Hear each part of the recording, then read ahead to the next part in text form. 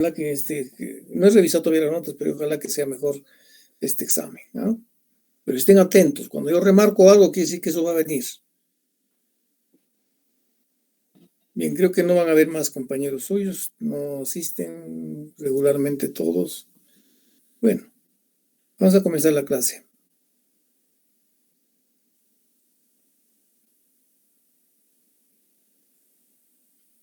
Está viendo la pantalla, ¿no? Sí, doctor. Muy bien.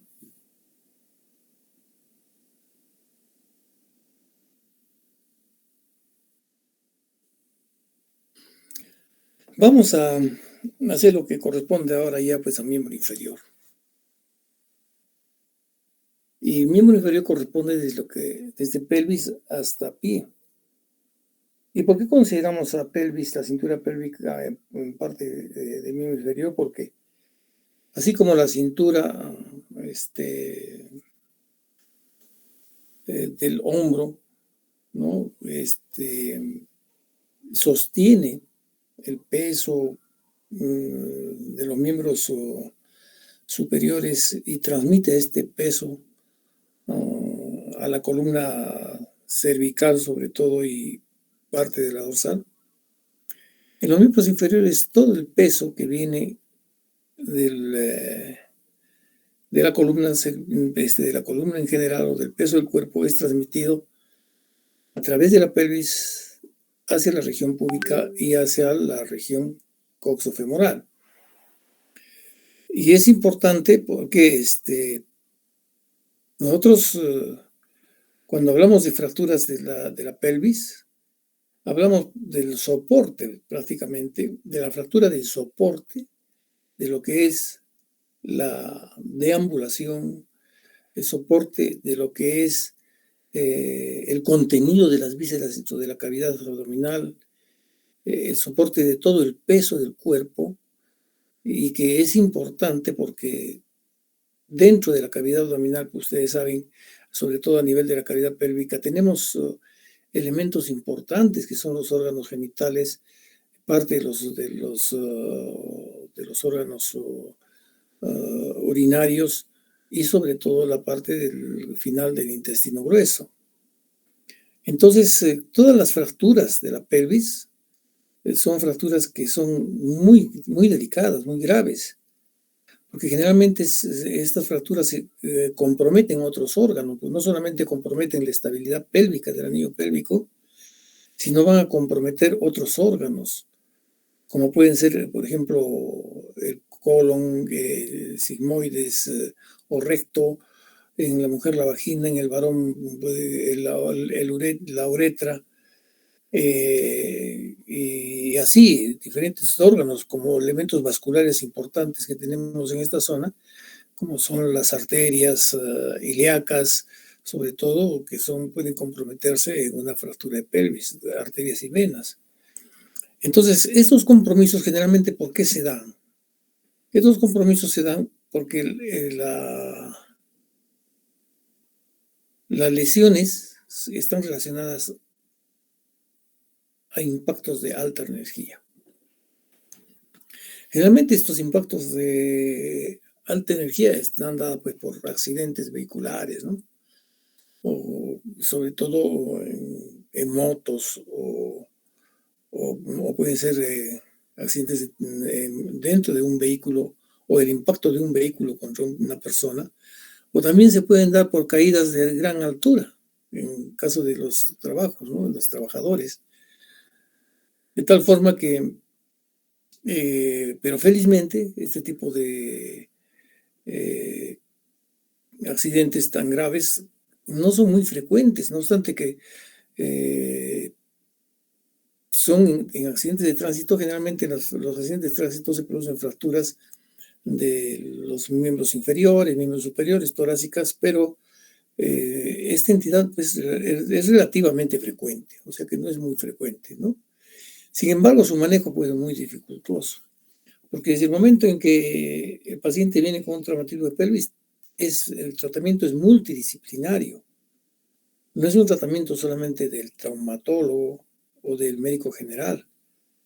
sino es un manejo multidisciplinario porque, como les digo, pueden haber lesiones vasculares, lesiones de órganos internos, lesiones de la estabilidad del anillo pélvico. Entonces, este proceso y esta dificultad de manejo nos lleva a esto, a que tienen una alta morbilidad y mortalidad. Y como le decía, pues los pacientes presentan otras lesiones frecuentemente, ¿no? De los órganos internos o vasos que se encuentran en esta área. Entonces, como miren ustedes, requiere pues la intervención de un equipo multidisciplinario. No es solamente de un médico, no solamente es del traumatólogo. Aquí tenemos la epidemiología, la fractura del anillo pélvico. Miren ustedes, ¿por qué se llama anillo pélvico? Porque si ustedes se recuerdan de lo que es, cómo está formada la pelvis, que está formada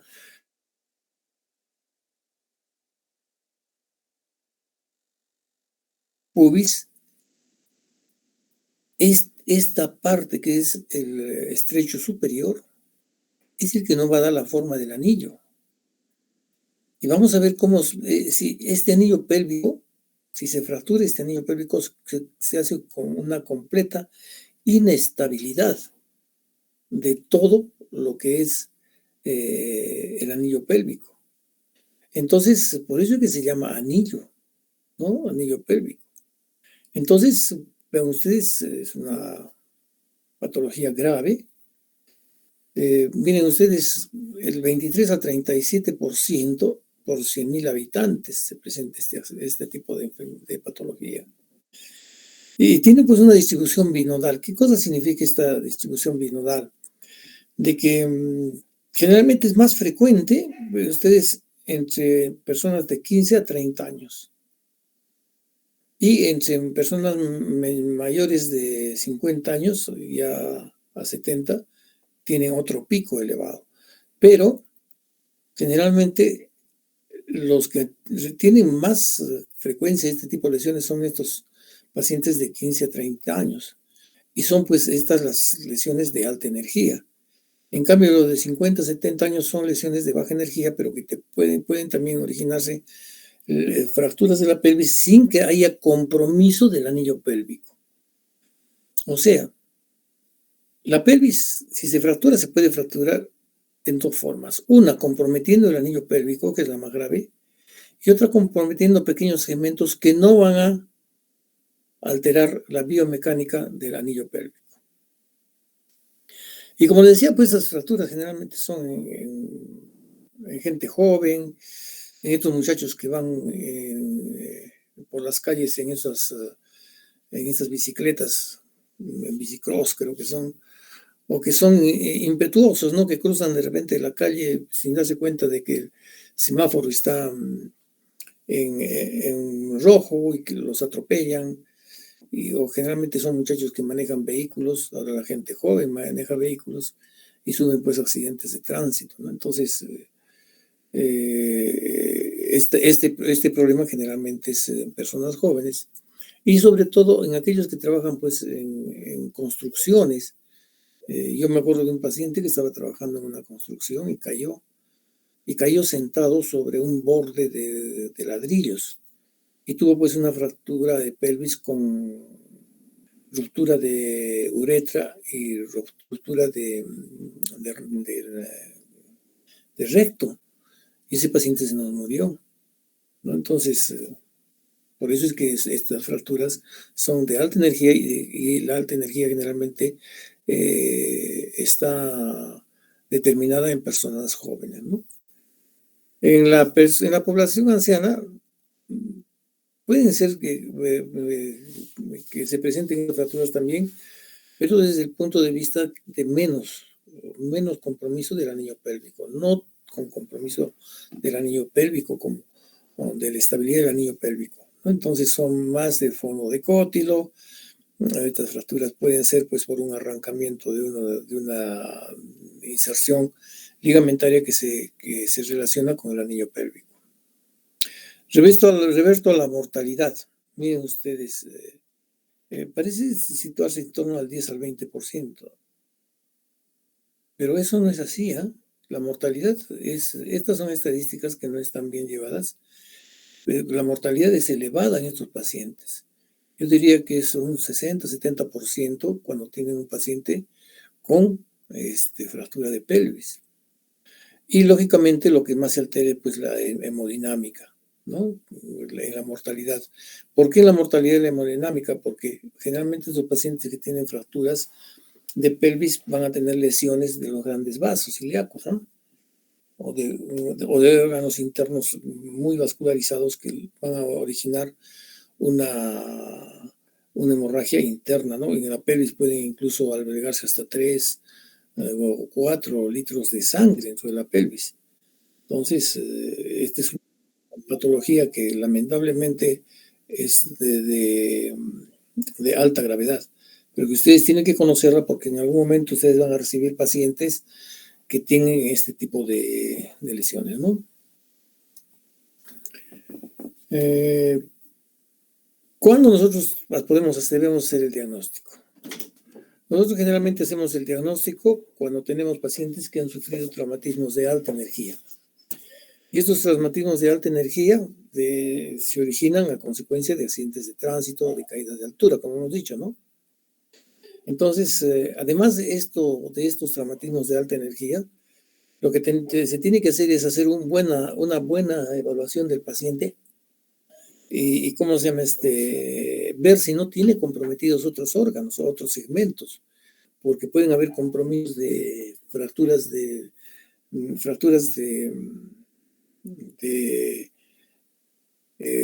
miembros inferiores, fracturas de miembros superiores o fracturas de otras áreas como por ejemplo la región torácica o abdominal. Entonces, a ver, un momentito, por favor.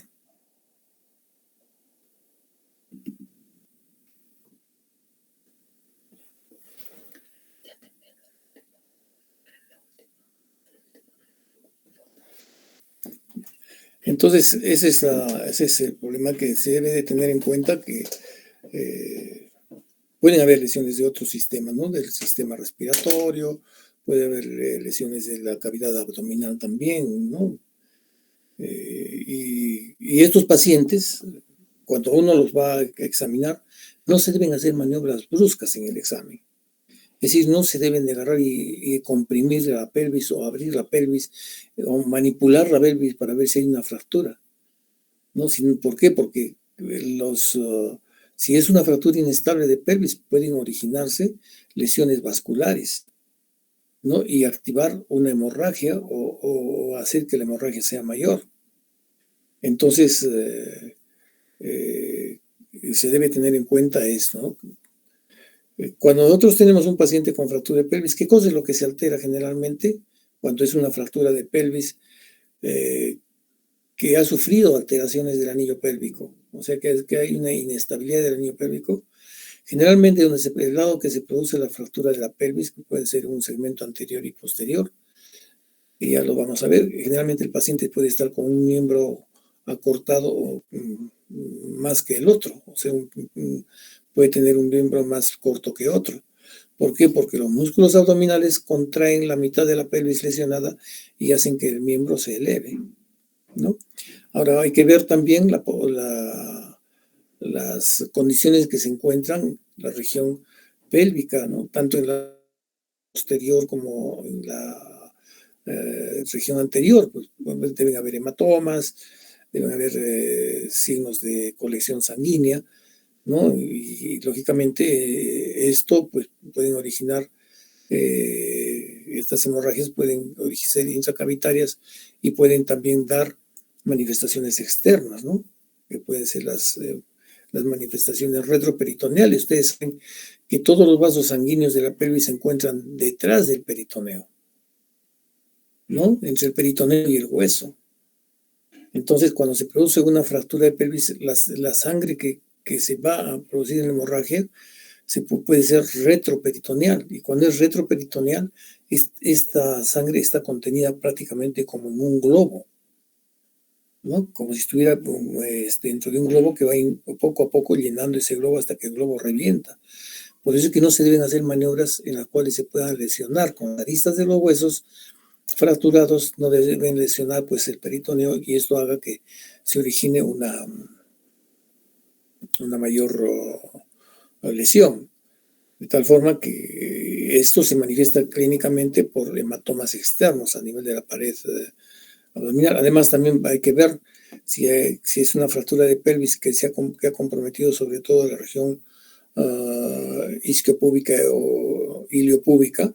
Entonces, pues van a haber lesiones de qué? De los hematomas a nivel de los escrotos, o a nivel de los labios mayores en la mujer, o en todo el peritoneo, o estos hematomas que se pueden presentar a nivel de la región glútea. Y si se han comprometido órganos, puede haber pues unas hemorragias por vía genital en la mujer, en el varón puede haber hemorragias a nivel del meato urinario, y todo esto nos permite hacer un diagnóstico clínico. Vean ustedes acá, por ejemplo, un paciente que tiene una uretrorragia, ¿no? Que es por las lesiones a nivel de la región púbica, seguro que ha seccionado la uretra. Vean ustedes acá sus hematomas, ¿no? que se pueden observar. Vean ustedes acá una rectorragia, ¿no? Y acá vean ustedes pues también una rectorragia, ¿no? Entonces, estas manifestaciones clínicas pueden presentarse. De tal forma que hay que tener mucho cuidado con estos pacientes porque son pacientes muy delicados. Entonces, el diagnóstico será pues mediante todo lo que les acabo de indicar, un diagnóstico clínico, y el examen clínico es importante. ¿Por qué? Porque ustedes tienen que determinar si efectivamente hay una lesión y que compromete no solamente la pelvis, el anillo pélvico, sino que también puede comprometer otros órganos intrapélvicos, o pueden comprometer otras regiones de la, digamos, como sea la región torácica, como ser órganos de la cavidad abdominal, o fracturas en segmentos de miembros inferiores o de miembros superiores. Porque en un accidente de tránsito no solamente pues el paciente recibe un traumatismo en la pelvis, sino que ese traumatismo se transmite a otros órganos, y el paciente, después de haber sufrido el traumatismo, puede caer de cabeza y el paciente puede tener un traumatismo craneoencefálico. Por eso que el diagnóstico clínico es importante. Si ustedes tienen un paciente con traumatismo craneoencefálico, también deben de examinar a un paciente, deben examinarle sobre todo si es una fractura de cráneo o si es simplemente un hematoma o un edema cerebral que ha hecho perder al paciente la conciencia.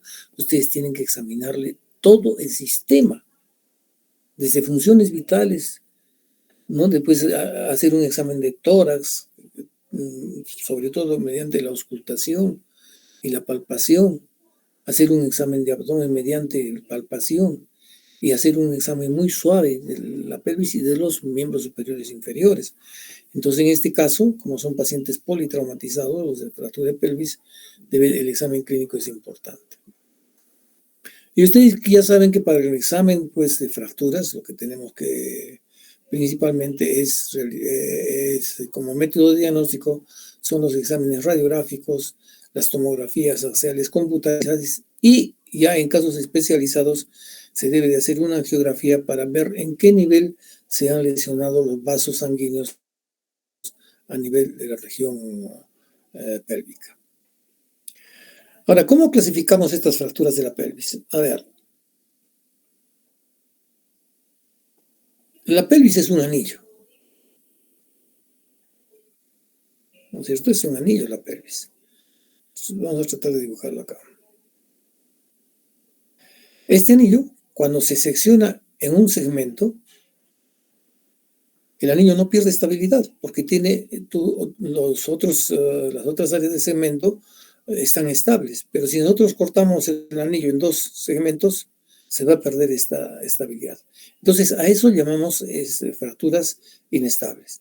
Entonces, fracturas estables, ¿cuándo son las fracturas estables? Las fracturas estables son cuando el anillo pélvico no está comprometido en dos segmentos. Las parcialmente estables son aquellas que pueden estar comprometidas en dos segmentos, pero que no han perdido su relación, estos segmentos. ¿Qué significa esto? Que hay una fractura, pero que esta fractura está siendo todavía sostenida, si se quiere decir, por los ligamentos, sostenida sobre todo por los ligamentos posteriores de la región sacroiliaca, y estos ligamentos que van a contener prácticamente evitar el desplazamiento de los fragmentos.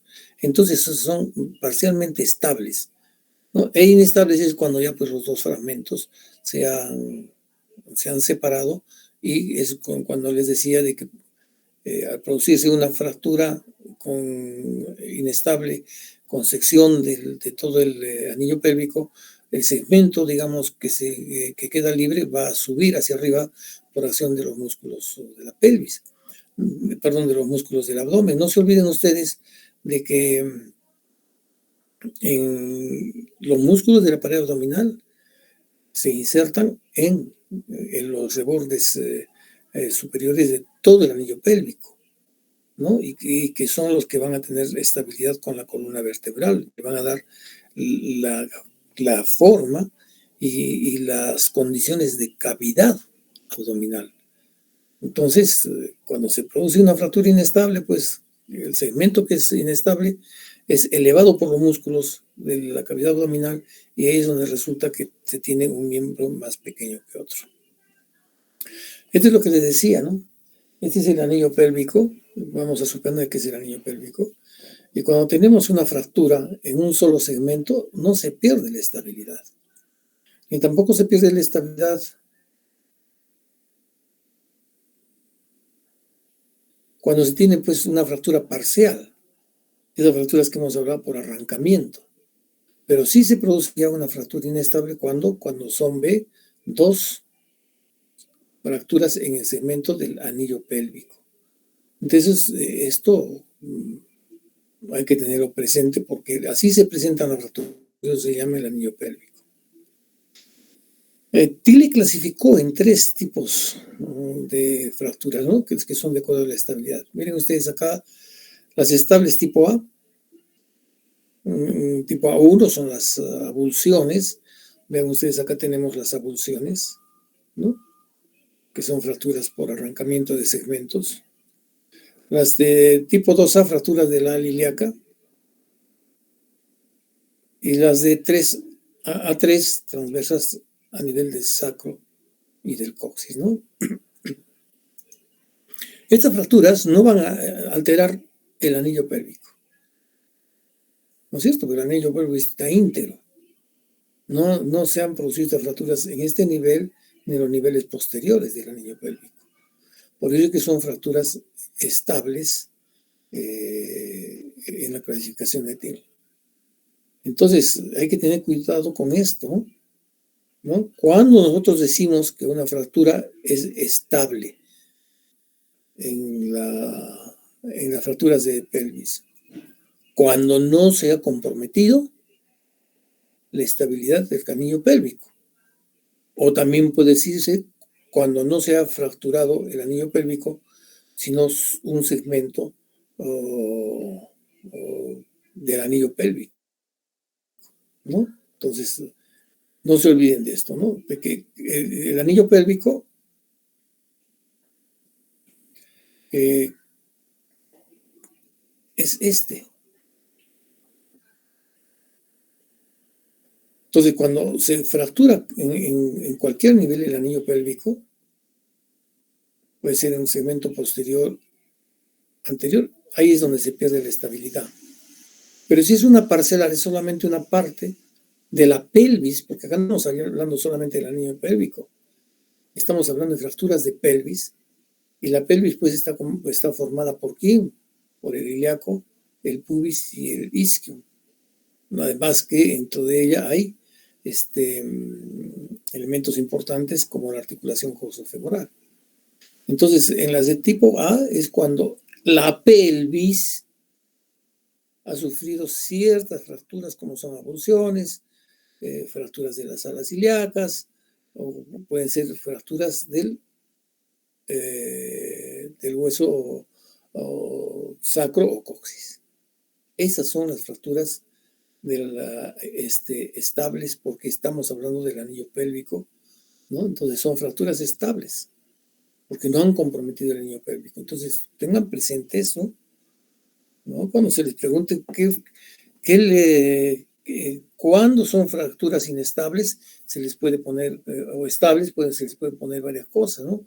Cuando está comprometido el anillo pélvico, cuando está comprometido parcialmente el anillo pélvico, ¿no? Entonces, cuando no está comprometido el anillo pélvico, o cuando es una fractura por abulsión, la respuesta será pues cuando no está comprometido el anillo pélvico, o cuando es una fractura por abulsión, ¿no es cierto? Entonces hay que tener presente esto. Luego tenemos la clasificación de las parcialmente estables. Ven ustedes acá cómo hay fracturas en libro abierto. ¿Qué significa las fracturas en el libro abierto? Cuando el traumatismo viene de adelante a atrás.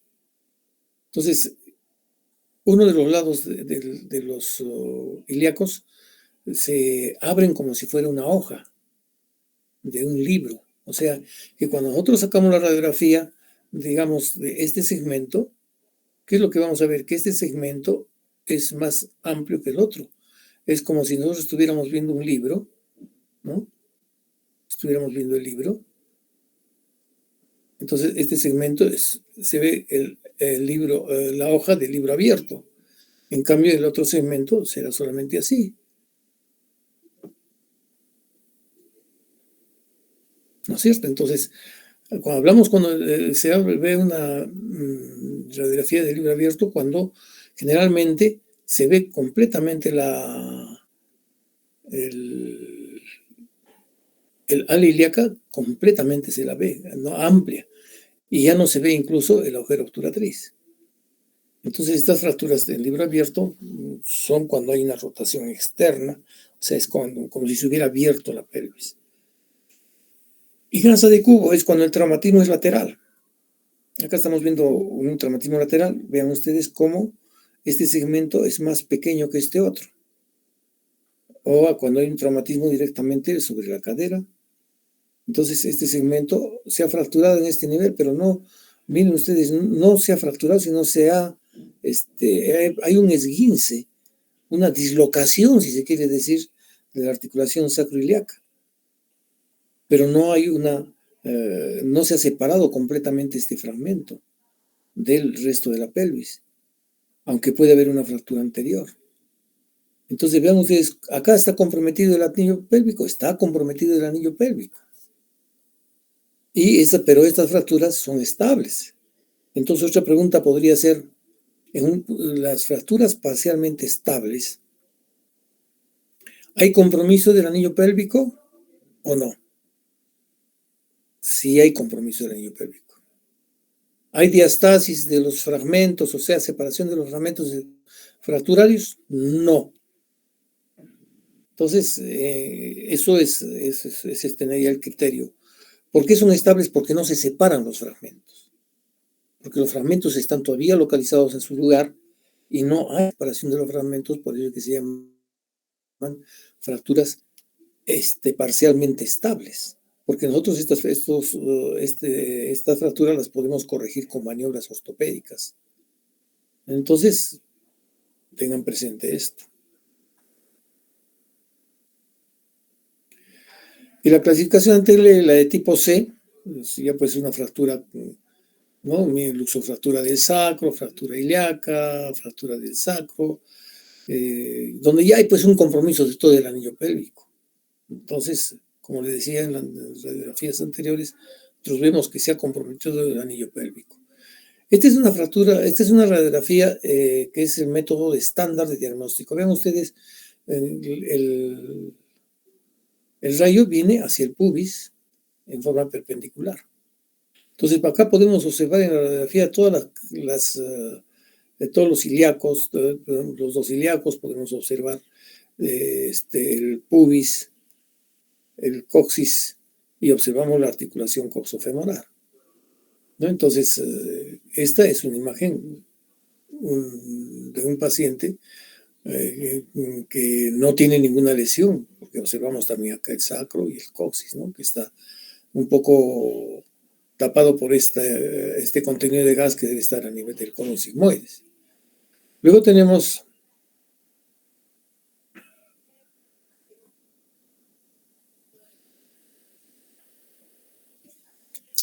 la ilial, que es una incidencia que vendría más o menos en este sentido. Es de 45 grados desde acá, de 45 grados acá.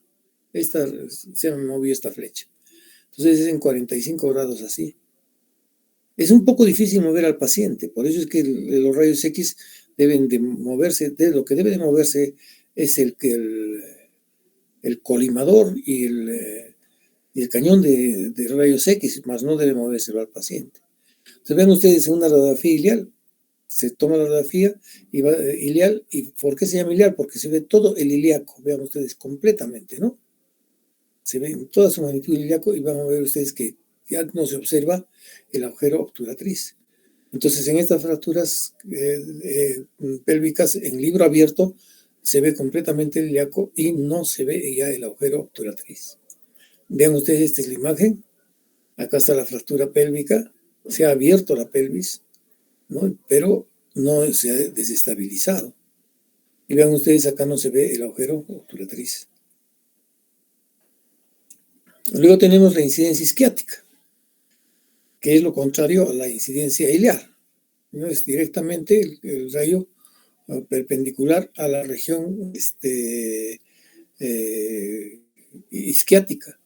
Y de allí van ustedes a observar qué cosa. Miren ustedes, se observa todo el agujero obturatriz, ¿no? El sacro, el coxis y el pubis, ¿no? Entonces vean ustedes acá, como en esta imagen, observamos toda el ala ilíaca, ¿no? Y observamos acá el pubis, el coxis, y observamos completamente el agujero obturatriz. Entonces, las radiografías iliales, ¿para qué sirven? Para observar las fracturas posteriores, sobre todo las que se encuentran a nivel de la región sacroiliaca, que son fracturas que van a dar pues una inestabilidad parcial a la pelvis. Y las radiografías isquiáticas sirven para observar en toda su magnitud lo que es el pubis, ¿no? Y lo que es el isquio, ¿no? Entonces, esos son el motivo de estas dos radiografías, porque pueden haber una imagen en este nivel que está ocultando una posición anatómica normal, pero si ustedes toman una isquiática, pues entonces van a ver con todo su contenido anatómico el isquio y el pubis. Vean ustedes, acá están las incidencias, es una anteroposterior, este es un ilial, este es una...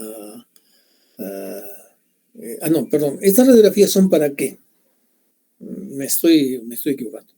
Cuando ustedes tienen una radiografía perpendicular al pubis, ¿no? ¿Qué es lo que van a ver? Ustedes van a ver esta imagen, ¿no? No van a observar alteraciones en el pubis. Pero si nosotros tenemos, perdón, si tenemos nosotros la sospecha de que hay una lesión en el pubis, porque hay intenso dolor en el pubis, ¿qué haremos? Tomaremos una comproyección de 45 grados hacia el pubis. Y vean ustedes, a este paciente que no se le veía absolutamente nada en el pubis, miren ustedes cómo se ve que acá el pubis está desplazado hacia atrás. Entonces acá hay una separación del pubis. Y también debe haber una lesión a este nivel de la región sacroiliaca, que eso ya lo descartamos con una radiografía ilial, ¿no? Y también se puede tomar otra incidencia, que es la oblicua cefálica y la oblicua miren ustedes cómo en la otra oblicua se ve todo el pubis en su integridad. No solamente se ven los bordes. Y esta también nos puede servir para ver qué cosa, vean en su integridad todo lo que es el pubis y el coxis, ¿no? Entonces, estas incidencias radiográficas, yo se las menciono porque es bueno que ustedes sepan que se pueden tomar estas incidencias radiográficas. Entonces, para poder determinar si hay una fractura o una diastasis púbica con desplazamiento posterior, ¿qué incidencia radiográfica tomaríamos? La cefálica de 45 grados, ¿no es cierto? Porque con una anteroposterior púbica no vamos a poder ver eso, ni tampoco con una caudal. Entonces, la cefálica de 45 grados es la que nos va a permitir ver las diastasis púbicas o los esguinces con desplazamiento del pubis de uno de los segmentos hacia atrás, bueno, ¿no? O sobre todo hacia atrás, porque al fracturarse, en esta fractura medianamente estable, se fractura al ilíaca y el pubis se va a meter detrás. Y a veces esto pasa desapercibido. ¿Y qué pasa? Como se ha introducido el pubis y el ilíaco se ha abierto, la rotación de la cadera también va a ser externa. Y al hacer la rotación de la cadera externa, ¿qué va a pasar? ¿Cómo va a caminar el paciente con la punta del pie hacia afuera? ¿No? En rotación externa. Las lesiones asociadas a la fractura de pelvis, ya hemos visto pues las rupturas vasculares, ¿no? Que generalmente llevan a la muerte al paciente. O pueden haber despegamientos fasciocutáneos posteriores de Morel-Lavalle, que son estos, miren, ¿ven? ¿Cómo es esta lesión de Morel-Lavalle? Es cuando el paciente sufre un arrastre, si se quiere decir, a nivel de la región del traumatismo, o el traumatismo ha sido tan fuerte que ha producido una ruptura de los vasos que se encuentran por debajo del celular subcutáneo. Y va a comenzar a acumularse sangre o líquido. Entonces vean ustedes cómo esto va despegando la piel, el celular subcutáneo y la piel va despegando y se acumula líquido en esta zona, ¿no? O posteriormente este líquido puede ser ya no sangre, sino puede ser un hematoma licuado que es seroso, o puede ser una eliminación de líquido grasoso que venga de la región subdérmica. ¿Y qué es lo que va a originar? Vean ustedes acá. Ustedes cuando comprimen van a comprimir y van a encontrar ustedes que es una bolsa prácticamente de sangre. Entonces, esta manifestación clínica es importante porque se va a producir una necrosis de todo esto. No, se va a producir una necrosis y se va a exponer todo esto. Y son pacientes que tienen fractura de pelvis, imagínense, con una fractura de pelvis y una exposición de los planos profundos. Entonces, esas son como se llaman, lesiones importantes, ¿no? La de Morel-Lavalle. Podemos encontrar también, pues, como decimos acá, lesiones neurológicas, ¿no? Desde el nervio ciático, es decir, todos los nervios que se encuentran a nivel de la región sacroiliaca. Miren, desde incluso el plexo sacro, ¿no? El plexo, algunos fascículos del plexo lumbar, pero sobre todo el plexo sacro, ¿no? Y a nivel de la escotadura ciática, el nervio ciático. Entonces, hay que tener presente esto, que lo podemos evaluar mediante el estudio de la sensibilidad y de la motilidad de los miembros superiores en estos pacientes. Ahora, hay traumatismos en la vejiga en los cuales los pacientes pues también van a sufrir este traumatismo y están con la vejiga llena a veces en los accidentes de tránsito, ¿no? Y puede producirse una ruptura de vejiga. Este estallido de vejiga pues va a hacer de que la orina contamine la cavidad peritoneal. Y vean ustedes estos pacientes que contaminan cuando tienen ruptura de vejiga, o pueden tener ruptura de vagina la mujer, o cuando hay una ruptura del recto, pueden originar ¿qué cosa? Pueden originar procesos infecciosos, septicemias. El paciente puede morir por una septicemia, por eso la gravedad de estas enfermedades, ¿no? De esta patología. Y pues lógicamente van a haber fracturas asociadas con ruptura pues de la uretra y sobre todo más frecuente en varones que en mujeres, porque la uretra es mucho más larga en el varón, entonces es más frecuente que se produzcan pues lesiones en la uretra del varón. De todas formas, todo este manojo de patologías y traumáticas que les estoy indicando son consecuencia de qué, de las lesiones de estos órganos intrapélvicos que van a desencadenarnos un proceso infeccioso de la pelvis y lógicamente al producirse un proceso infeccioso de la pelvis nos van a determinar una septicemia. ¿Cuál es el tratamiento de emergencia que ustedes tienen que hacer? Que están viendo acá. Al paciente le colocan una sabanilla debajo de la pelvis, ¿no? Y se le envuelve, se le hace, vean ustedes, se le hace como una faja que va a envolver toda la pelvis. Entonces, esta es el tratamiento de emergencia. Si ustedes tienen un paciente con una fractura de pelvis, ¿qué es lo que harán? Le harán un vendaje de la pelvis, ¿no? En su totalidad para que no haya más movimientos en los segmentos de la fractura pélvica. Y en algunos casos se pueden utilizar este tipo de fajas, que son fajas ya ortopédicas inflables, que bueno, se comprimen y van a hacer de que ya no haya movimiento a nivel de la región pélvica. Además de este tratamiento de emergencia, ¿qué cosa es lo que tenemos que hacer? Hacer una evaluación completa de todo lo que es el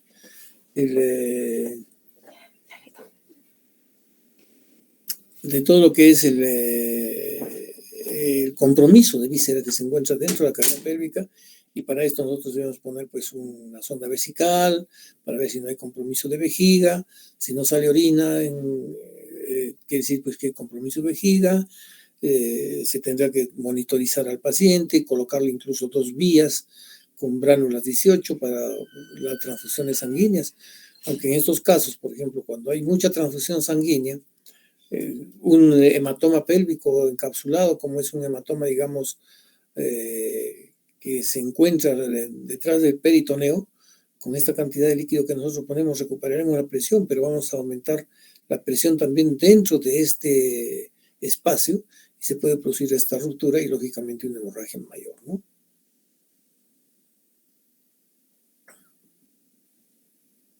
Luego tenemos este tratamiento ortopédico, que es el que nosotros utilizamos con cierta frecuencia en nuestro hospital, ¿no? Vean ustedes, es como una especie de una faja que va desde la región coxíquea hasta la región torácica inferior. Entonces, estas fajas al paciente se lo suspende, generalmente de acuerdo al peso del paciente, se le ponen pesas y se le pone cruzado. ¿Por qué se pone cruzado? Porque al cruzar las fajas van a hacer de que los fragmentos pélvicos se junten. Entonces, los va a estabilizar más o menos si han sido una fractura en libro abierto, sobre todo. Y lo que sí se debe tener en cuenta es de que este peso debe elevar más o menos a unos 5 centímetros la pelvis de la cama del paciente. El paciente está con los miembros inferiores libres y este es un tratamiento pues muy, muy prolongado, ¿no? El paciente permanece en esta posición pues incluso puede permanecer hasta 2 o 3 meses. Por eso es que ahora se hace pues el tratamiento quirúrgico en las fracturas inestables o medianamente estables. Entonces los pacientes que tienen fracturas estables no necesitan tratamiento quirúrgico. Puede ser por allá porque un arrancamiento de la, digamos, de una ceja cotiloidea o una fractura de la ala ilíaca que ya se haya desplazado mucho. En estos casos requiere tratamiento ortopédico, que diga tratamiento ortopédico y no quirúrgico. Pero, ¿cuándo es el tratamiento quirúrgico? Cuando hay fracturas que están medianamente desplazadas o completamente desplazadas. Ahora, generalmente el tratamiento de las fracturas de pelvis son quirúrgicas. Vean ustedes, ese es el tratamiento ortopédico, como les decía, el paciente está elevado con una faja por encima de la cama, ¿no? Y está con los miembros inferiores libres. Ahora, si por ejemplo tenemos una fractura inestable, ¿qué es lo que sucede? Los músculos abdominales tienden a elevar la pelvis, llevar la pelvis hacia la pelvis inestable, o la hemipelvis inestable, llevarla hacia la parte abdominal. Es elevar. Por eso es que un paciente que tiene una fractura de pelvis a veces se le encuentra con un miembro inferior más pequeño que el otro. Entonces se le coloca una tracción, ¿no? Una acción a nivel tibial o supracondyle del fémur.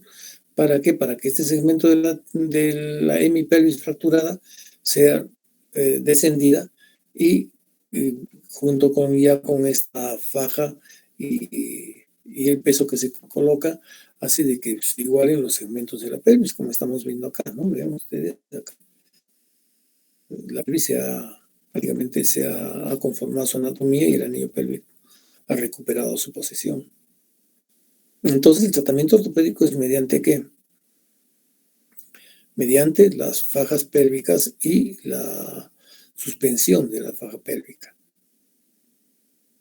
En los cambios de tratamiento quirúrgico, vean ustedes, pues acá hay tornillos iliosacros que van a juntar, que incluso estos se colocan solamente con radioscopía. Son percutáneos y se colocan, vean ustedes, para asegurar las fracturas de la región sacroiliaca, se utilizan, y después placas de síntesis en la región púbica, ¿no?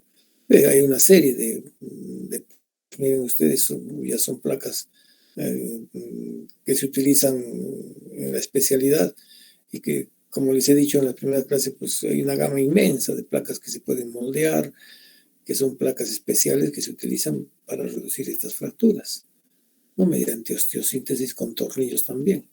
O este otro sistema que es el sistema de fijación externa, que generalmente este sistema se debe de utilizar lo más pronto posible, porque es el que nos va a permitir, mediante estudios radiográficos, poder manipular los fragmentos y ajustar las rótulas que le llaman a estos segmentos acá, y ajustar las rótulas cuando ya el paciente queda en una posición. Entonces se ajustan estas rótulas y quedan estables. Entonces el tratamiento quirúrgico principalmente debe hacerse ¿con qué? Con fijadores externos, porque es el que menos complicaciones nos va a dar, ya que el tratamiento quirúrgico pues requiere de una incisión quirúrgica para llegar hasta el hueso y poder hacer la reducción y colocar material de osteosíntesis. Las complicaciones, vean ustedes, el paciente puede tener con las complicaciones y discapacidad permanente. ¿Por qué? El dolor. ¿El dolor de qué viene? Pues del compromiso del plexo sacro o del ciático mayor, ¿no? Entonces, estos nervios pueden lesionarse durante el proceso traumático y van a determinar un dolor permanente en el paciente. Ahora, las deformaciones de la pelvis también. Hay pacientes que quedan con deformaciones pélvicas sin que necesariamente tengan una alteración, digamos, en la locomoción, pero son pacientes que de repente se ponen un pantalón, o tienen que ponerse un pantalón, ajustar lo más que se pueda para poder, digamos, que se sostenga en su lugar, porque hay alteraciones en la morfología anatómica, ¿no? Ahora, las infecciones recurrentes, cuando hay un paciente, por ejemplo, que tiene una ruptura de vejiga o tiene una ruptura de vagina, generalmente pueden hacer un proceso séptico, una pelviperitonitis. Imagínense ustedes sobre una fractura de pelvis, la cosa es gravísima. Entonces, pero puede ser también que con tratamiento médico y quirúrgico se resuelva esto, pero posteriormente van a haber infecciones intercurrentes, ¿no? En vejiga, en vagina, o pueden quedar abscesos pélvicos. El tromboembolismo, que es generalmente cuando se produce una fractura, pues se produce un trombo venoso, un trombo arterial, que puede ir a determinar tromboembolismos en otras áreas, ¿no? Por ejemplo, puede ser a nivel pulmonar, en el caso de una trombosis venosa, o puede ser a nivel cardiocerebral, a nivel, cuando es una embolia, un tromboembolismo arterial. Entonces también esto, la pseudoartrosis también, ustedes ya saben que es una pseudoartrosis, pues si el paciente comienza a caminar antes de que se haya producido la consolidación de la fractura pelvis, pueden haber pseudoartrosis. Las artrosis postraumáticas a nivel de la región sacroiliaca, ¿no? Estas artrosis postraumáticas con dolores a nivel de la región sacroiliaca, que son insoportables, ¿no? Por el paciente, son dolores permanentes en el reposo, en la marcha, en los movimientos. Entonces, estas artrosis postraumáticas son difíciles de tratar. Ahora, si se ha fracturado el cótilo, o sea, si se fractura el fondo del cótilo, pues también pues, pueden producir estas artrosis postraumáticas en fracturas del fondo del cótilo, que es parte de la pelvis, y que lógicamente nos va a llevar a que si este paciente tiene una artrosis coxofemoral, pues tendrá que hacerse una prótesis de cadera. En fístulas y estenosis, pues imagínense ustedes, una fractura de recto, una fractura de pelvis con lesiones de recto, o lesiones de vejiga, o lesiones de uretra. Lógicamente el paciente va a tener una estenosis, o va a tener una fístula vesicovaginal o rectovaginal, ¿no? Entonces todas estas complicaciones no son más que consecuentes a las lesiones que el paciente puede tener en un traumatismo pélvico. Entonces, de todas estas lesiones, de estas complicaciones, las complicaciones más peligrosas son los tromboembolismos. Las otras lesiones, lógicamente, son discapacitantes, pero este tromboembolismo va a llevar a qué al paciente, lo va a llevar a la muerte, porque va a ser pues una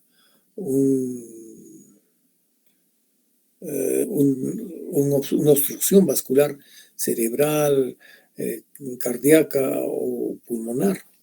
Entonces, eso es lo que puede originarse como complicación en una fractura de pelvis. Bien, considerando que la pelvis es un segmento también que tiene en su conformación el acetábulo, que es este, ¿no? O sea, el acetábulo que está dado por la cega cotiloidea, la escotadura acetabular, y está formado por tres segmentos, el acetábulo, ¿no? Por tres segmentos, el segmento púbico, el isquion y el ilial, ¿no? Pero nosotros en lo que nos interesa en traumatología es saber de que estos segmentos tienen dos columnas, una columna isquiática y una columna iliopúbica. Entonces, cuando se producen las fracturas de acetábulo, se comprometen estas columnas. Acá tenemos la columna anterior, ¿no? La iliopúbica, vean ustedes, y acá tenemos la columna iliopúbica en sus diferentes secciones, pero acá tenemos la columna isquiática. Entonces, son dos columnas las que tenemos. De verde es la columna posterior o isquiática, ¿no? Que se ve acá, y el azul es la columna anterior o iliopúbica. Entonces, cuando se produce una fractura del fondo del cótilo, pues se van a comprometer estas columnas, ¿no? ¿Cuál es la etiología? La etiología de las fracturas estas generalmente suelen pues tener consecuencia de traumatismo. Un traumatismo directo sobre el trocánter. Si no se fractura el trocánter, el traumatismo se transmite directamente desde el trocánter, se puede dirigir a la región pélvica y hacer de que la cabeza del fémur contunda la lámina cuadrilátera, que es una lámina pequeñita, muy delgada, casi como la cáscara de un hueso, y va a producir una fractura del fondo del cótilo. Entonces, ¿son frecuentes en qué? Traumatismos de alta energía, caídas, qué sé yo, ¿no? De cierto nivel de altura, o en accidentes de tránsito, cuando el paciente está caminando pues, en forma lateral y choca un carro, o tiene un accidente de moto, como en este caso, ¿no? Y las personas de edad avanzada, pues que tienen osteoporosis caen de costado, incluso hasta sobre una alfombra y se pueden fracturar la cadera o bien las fracturas del fondo de cótilo, que es, digamos, un componente de la pelvis, por eso que estamos estudiando entre las fracturas de la pelvis. Estas fracturas son más frecuentes en varones. Generalmente ven ustedes en gente joven, ¿no? De 30, 40 años. Gente que está en edad productiva y son muy raras en niños. Entonces, es más frecuente en gente de edad productiva, ¿no? Hay que tener presente esto, en gente de edad productiva. ¿Cuáles son las características clínicas? Acá estamos viendo las características clínicas. Ya es un paciente que ha sufrido un politraumatismo o una caída y que manifiesta pues dolor a nivel de la región coxofemoral. No puede mover la extremidad inferior, lesionada, ¿no? O sea, el lado que está lesionado, uno le quiere mover y le duele.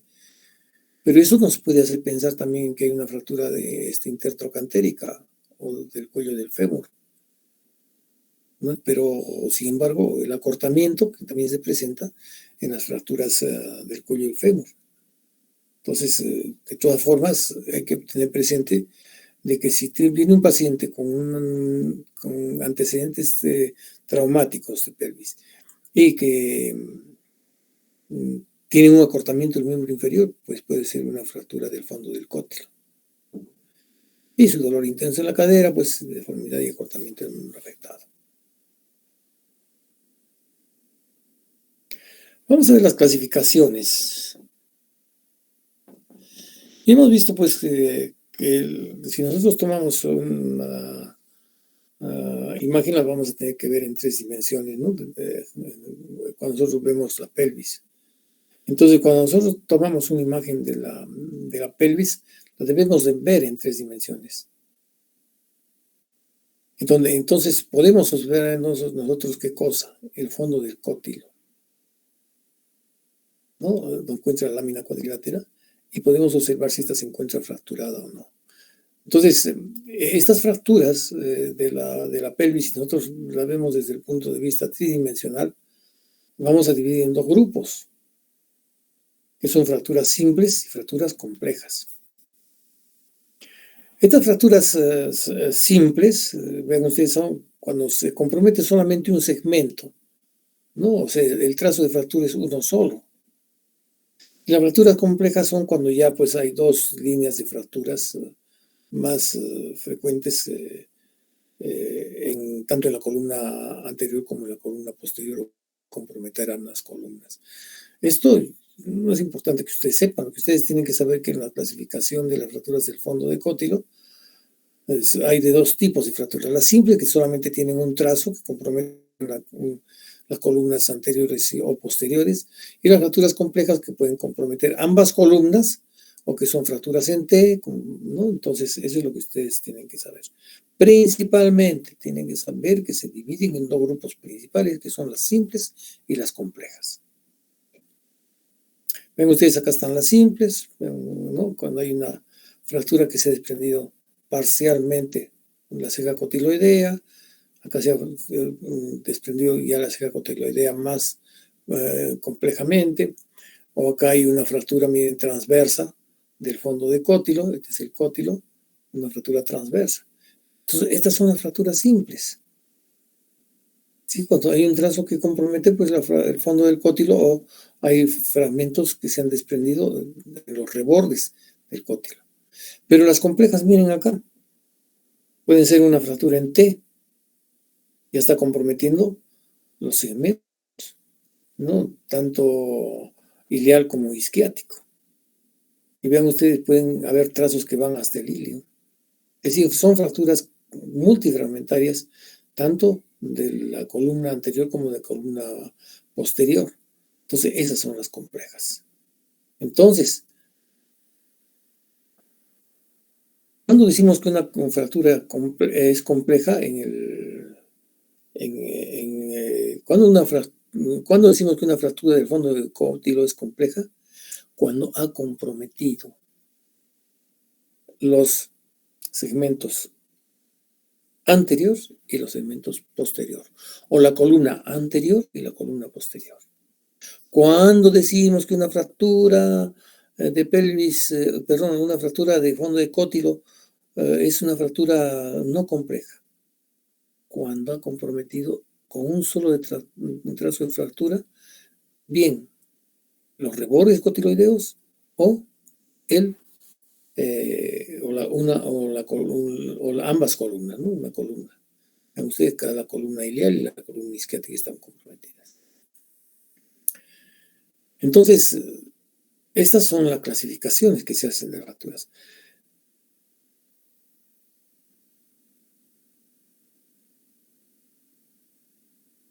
¿Cuál es el paciente? Se le pone una tracción. ¿Para qué? Para que esto prácticamente es una ligamentotaxis, se llama así, ¿no? La ligamentotaxis. Con la tracción, el paciente hacemos de que los ligamentos que se encuentran alrededor de la cadera,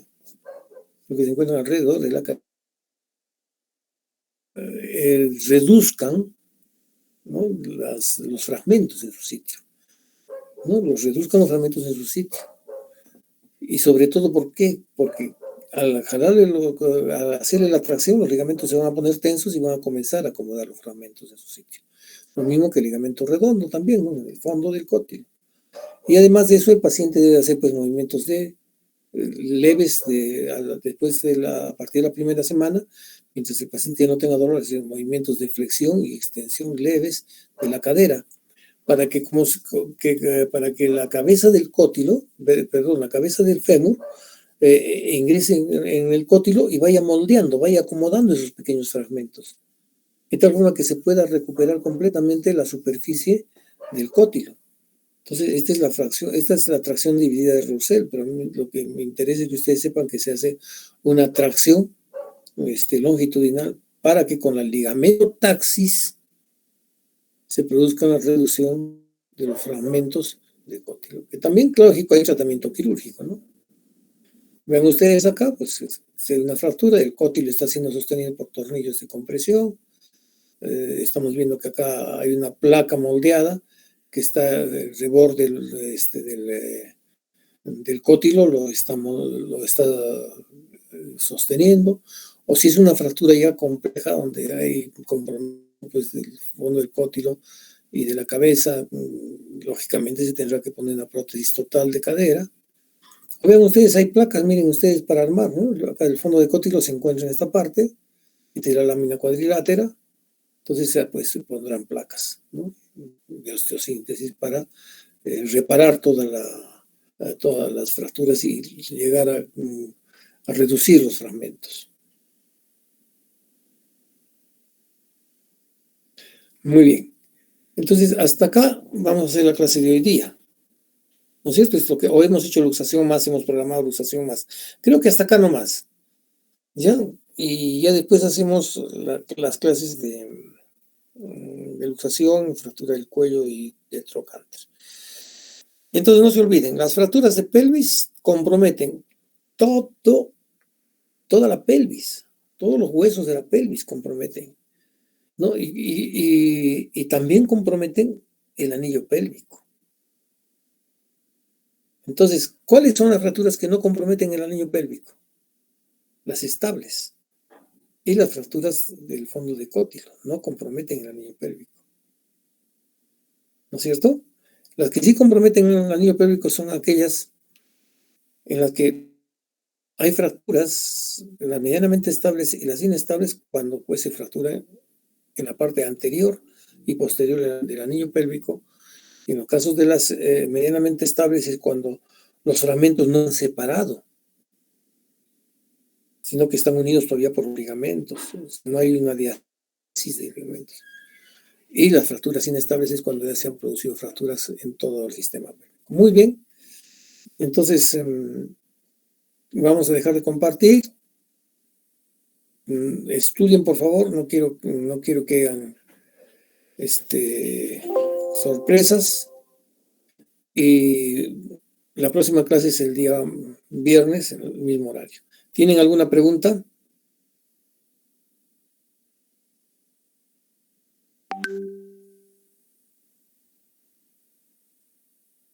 No tienen preguntas. Bueno, entonces vamos a salir de la plataforma. Buenas noches.